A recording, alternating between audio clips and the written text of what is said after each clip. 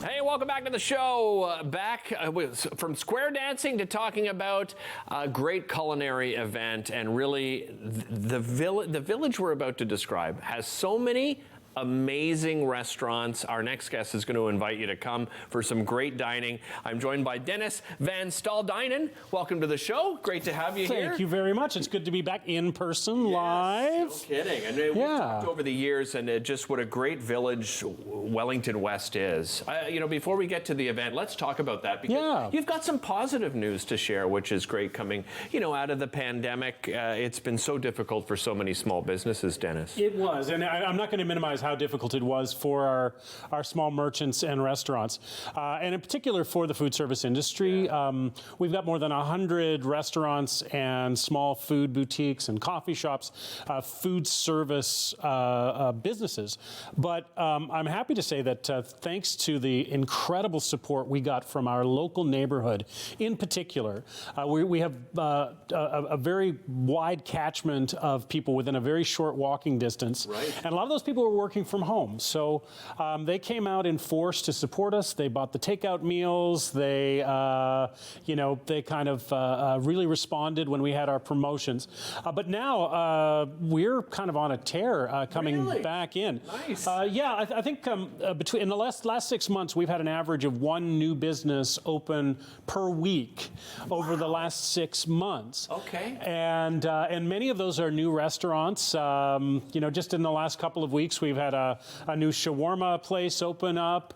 We've had a new cookie bakery competing with some of those cookies you were making. I'm sure they're taking applications too, if you're interested. I'm sure they would be, yeah. But just an incredible variety of food, including new offerings. And that's why we're really hoping to invite people to come back and explore and check out Wellington West if they haven't been for a while. Well, let's talk about Taste of Wellington West. Yeah. Describe it to people out there for us. Well, 15 years ago, local businesses got together and said, how do we say thank you to our neighbors, and how do we celebrate the burgeoning food culture that we have in our neighborhood, but also give back to our community?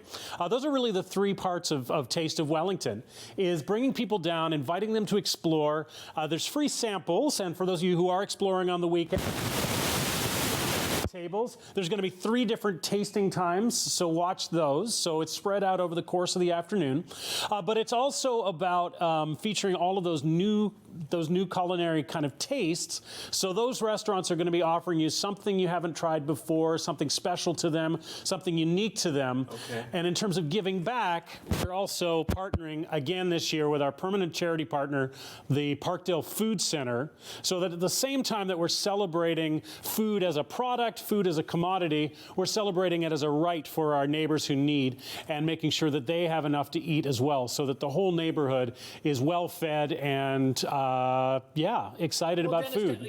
Let's talk about the Parkdale Food Centre in particular, because what they've done is so incredibly unique and such a success. Absolutely. Can you just touch on that and what makes them unique? As a matter of fact, I was at Parkdale Food Centre last week with Karen Secord, the amazing executive director there, and one of our businesses, Man Lawyers, who's sponsoring the festival, and we did a quick photo shoot there, and we were just there to look at the camera, smile at the camera, but Karen's passion and her story of how she took what was just an ordinary food bank and turned it into this thought leader in North America for food security and for healthy food for all.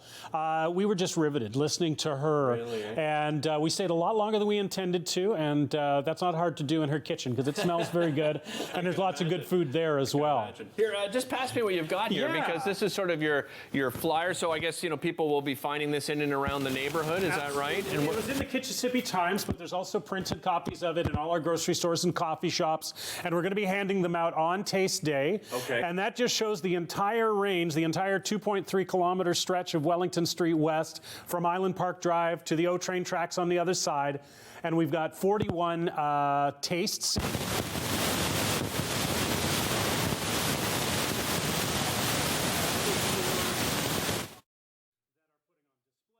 Bringing in musicians It's very much a merchant-driven event, and it always Right. has been for the last 15 years. It's not us telling everyone what they should be doing. It's them saying, here's what I can contribute. Here's what I can bring to really make this festival come together and support the Parkdale Food Centre. Let's talk about the role of the BIA and what role you play in helping businesses in the area. Well, I mean, like any BIA, we market the area, we beautify the area with beautiful banners and floral. I'm just going to hand you a microphone here because I think we're having a trouble with your mic. No, it doesn't matter. Okay. It's fine. This You is don't live need to be any television, louder, Dennis. that's for Well, sure. yeah, we thought maybe you could do a little karaoke number for us now that you have the Just fire have up the mic. tune, I'm there. I'm totally there. Sorry, go ahead. We were talking about the great work you do. Yeah, no. Like any BIA, we market the neighborhood, we beautify the neighborhood, we advocate for our members, and we speak for them when they're having trouble at City Hall or when there are issues, we work for them. But in our BIA in particular, because we were founded by the merchants, by the members, and we've always been driven by the merchant energy, we don't want to do things for our members. We want to empower the amazing things that they're already doing.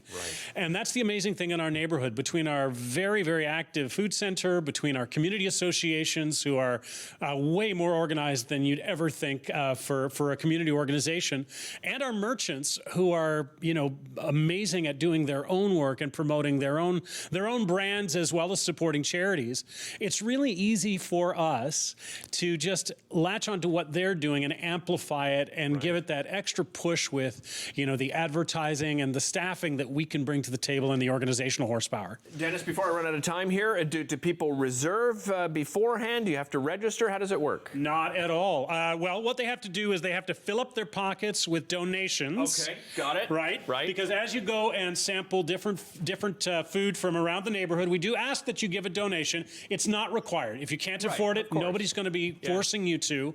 But we do ask that you do it. So please do bring some, and it's kind of fun to just drop some in the jar as you're going.